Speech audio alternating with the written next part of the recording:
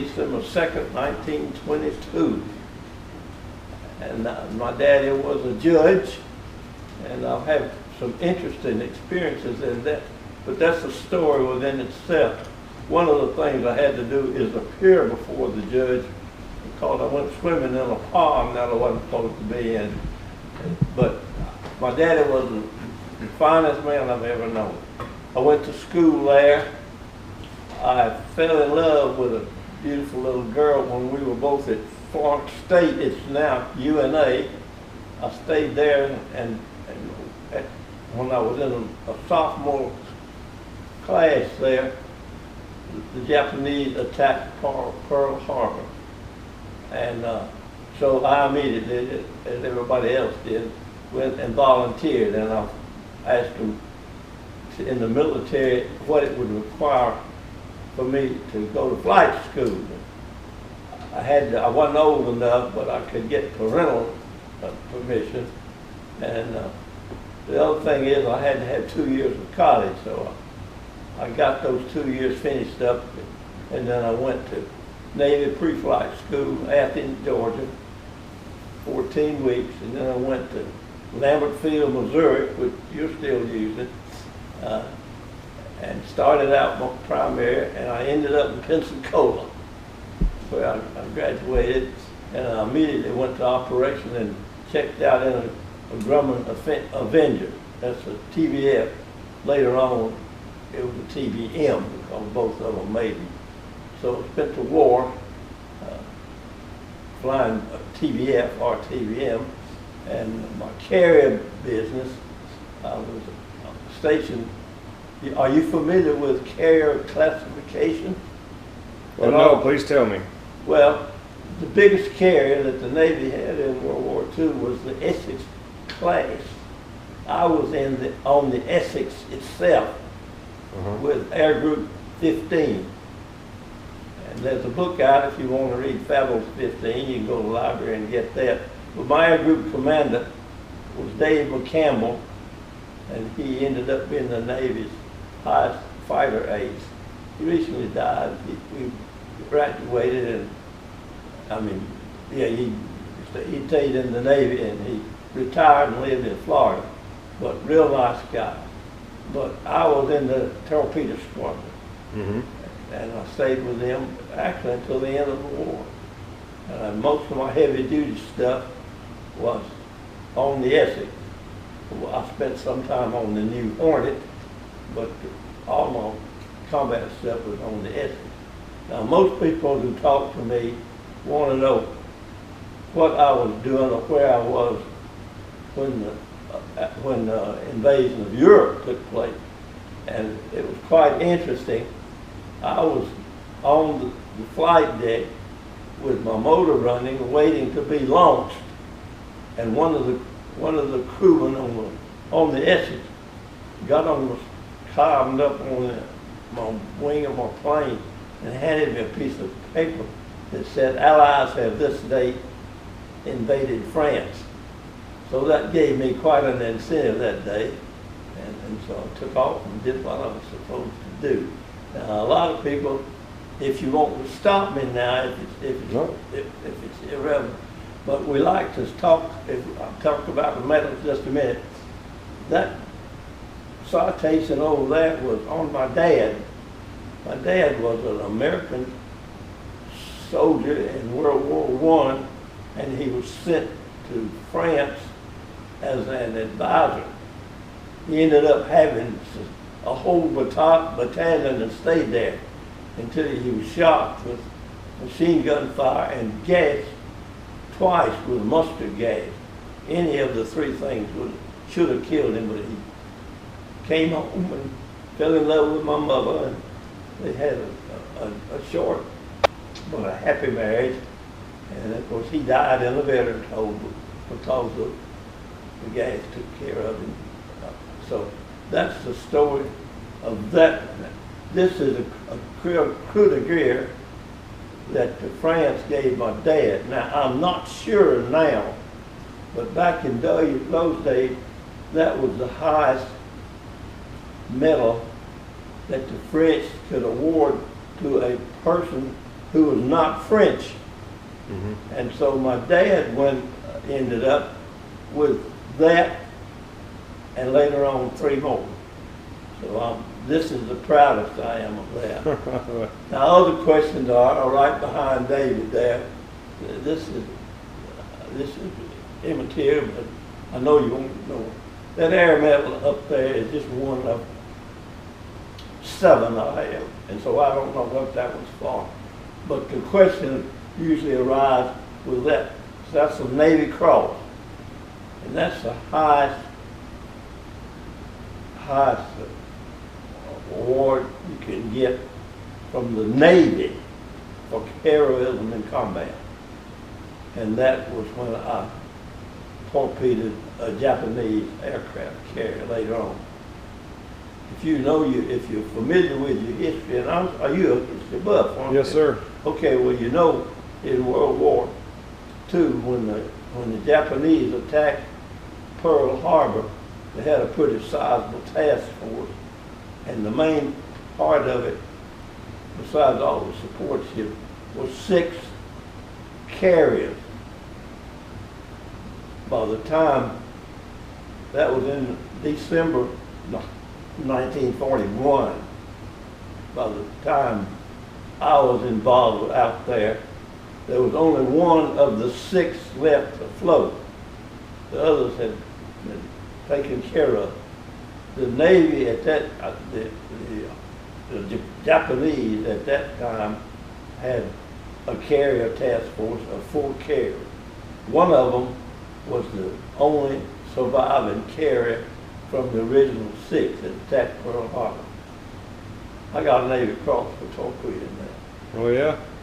That's where that came from. Interesting. Is that in the Philippines?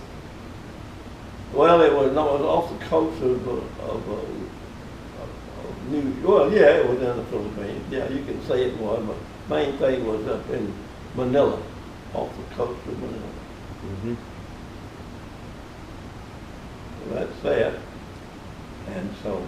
What date did you graduate flight school and start your war effort?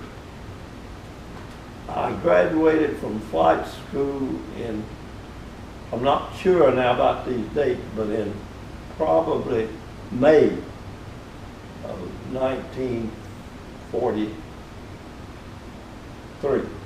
May of 1943. And then I went straight to operational, and I was assigned to Air Group 15, which I mentioned earlier, and I stayed with the same group.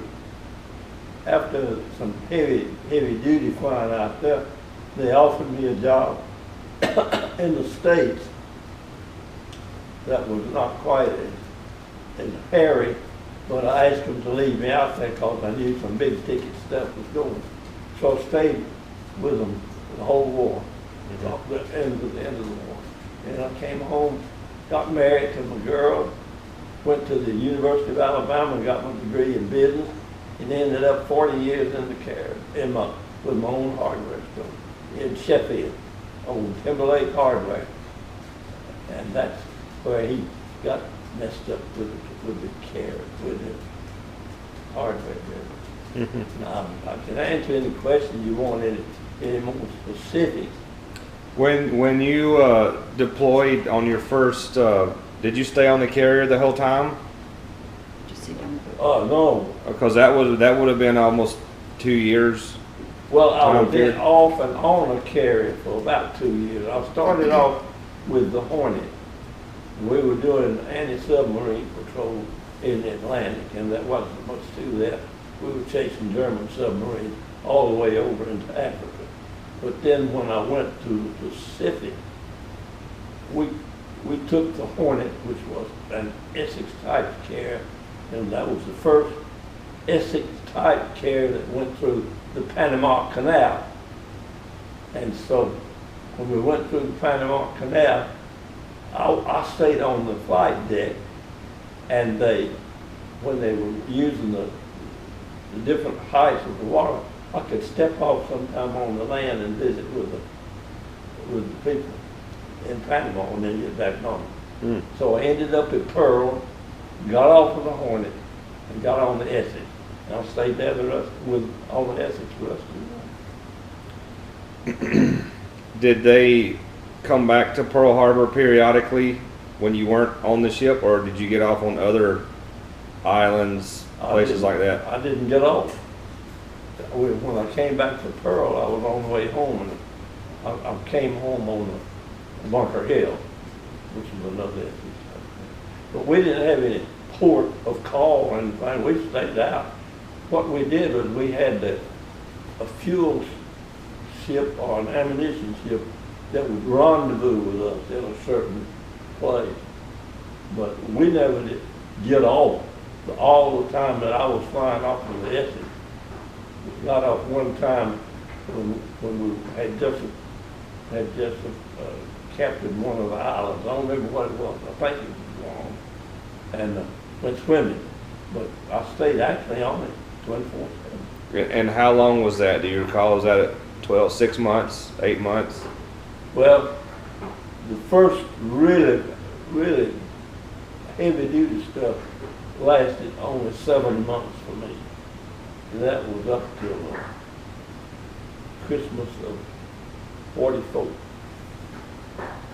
Then we got to come home. Got wounded once, had to landed in the water and was going fast. My bomb sight broke off and hit me in the face. And so when I got picked up, both of my crewmen and I stayed in our life raft a short time. And when we got picked up, it was by an American destroyer. And the doctor on the destroyer said, "We've been out so long, we don't have but one can of ether, and I need to give it to your radio." He said, you need it worse than you do, but he said, "I'm going to have to sew you up, and it's going to hurt like hell." That's the way he said it. So the story that I tell about that, I'm a teetotaler. But that day, I had swallowed a lot of blood and a lot of seawater when I got picked up. And the doctor, when he told me he couldn't give me any ether, he said, "Are you a drinking man?" And I said, "No, I'm not." And he said, "You are now." And he got me drunk on peach brandy. Don't say that word to me, I'll break out now. And so not only was I not feeling well, I got sick as a horse. But he let me cry if I wanted to, which I didn't. Some of the crewmen held me down and showed me up, and 5 days later, I was back in the air. Got transferred back to the Essex, and 5 days after I went down, I was at it again. What was the circumstances that caused you to be in the water? I'm sorry. What happened for you to have to land in the water? Somebody thinks there were two schools of thought. Some of them on squadron mates thought something hit me, was hit by some kind of missile or something. I blew the engine up. I mean, it just blew up in my face. And I was right smack dab on the water when it blew. So I didn't have a chance to do anything to slow down. It just went right in. And that's when my bomb sight broke off, hit me in the face. But I got picked up the same day by a destroyer. And that's where I got drunk. Were you just flying around, or were you inbound to Target, or I was on the leaving? I was getting ready. It was for the invasion of Guam. And I was as close to the island as I am to that island out there. Right, almost there when it blew. That's the executive officer of my squadron said that he didn't think anybody shot at it then. But I blew the whole thing out of the engine. But got out. Here I am.